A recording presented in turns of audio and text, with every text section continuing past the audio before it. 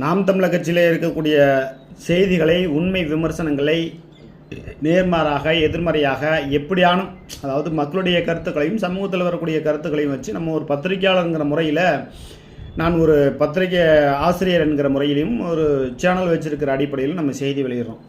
ஆனால் நாம் தமிழர் கட்சியில் உள்ளவங்க டேய் உங்கள் அம்மா தமிழனுக்கு பெத்தாளாடா, தெலுங்கனுக்கு பெத்தாளாடா, இந்த மாதிரி வார்த்தைகள் எல்லாம் பேச பேச உங்களுடைய கட்சி அழிவு நிலைக்கு தான் போகும். உங்களுக்கு சந்தர்ப்ப ஓட்டு தான் கிடைக்குமே தவிர நிரந்தர ஓட்டு கிடைப்பதற்கான வாய்ப்புகளே இல்லை.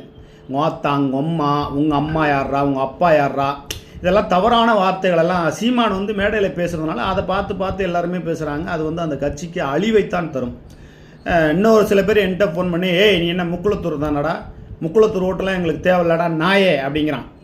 அவன் எந்த அளவுக்கு சீமான் இந்த தம்பிகளெல்லாம் மூளைச்செலவு செய்து கெடுத்து வச்சிருக்காருன்னு பாருங்கள். இது நல்லதில்லை, எச்சரிக்கை.